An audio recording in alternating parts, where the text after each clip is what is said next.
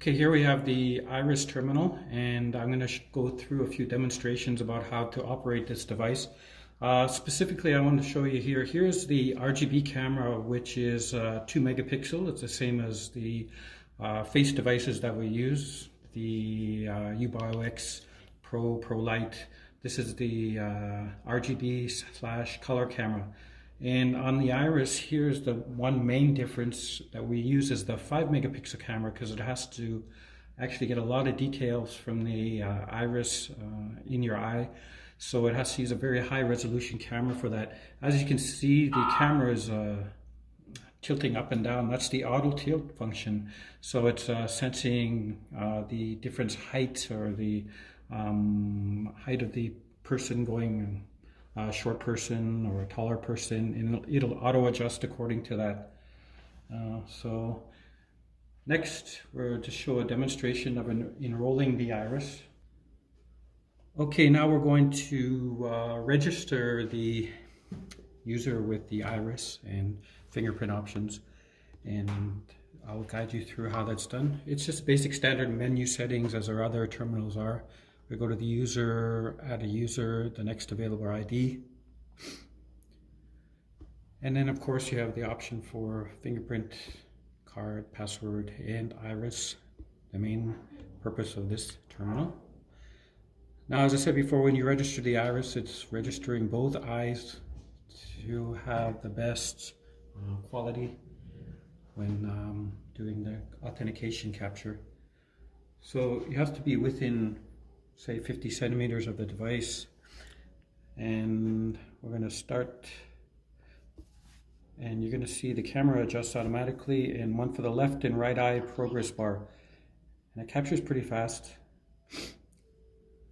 And okay, and it's just one registration. You don't need to register more than once. And while we're here, we're going to register a fingerprint as well, and 2 fingerprint entries per person, and it's not storing the image, it's storing the template of the image.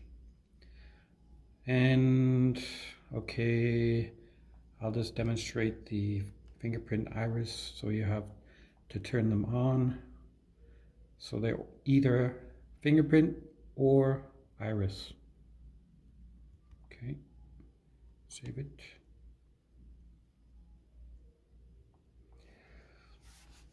Now user approaches the device. It gives you a little bit of guidance, whether to move forward, step back, and not good.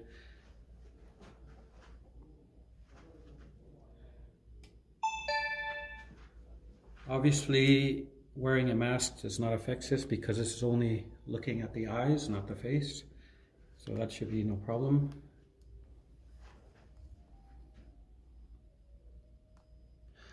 I'm not registered in the device, so it can't detect me. Or else you can use the fingerprint in this example instead of the Iris,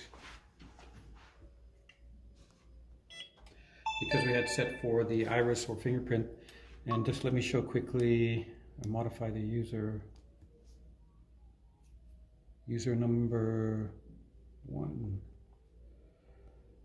I'm going to change the authentication type to an AND function, so it requires both authentication types. Save it.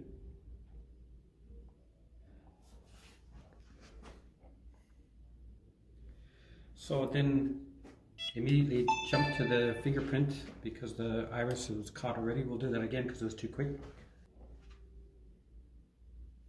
Caught the Iris and entering the fingerprint. So that's a dual combination for a little bit higher security.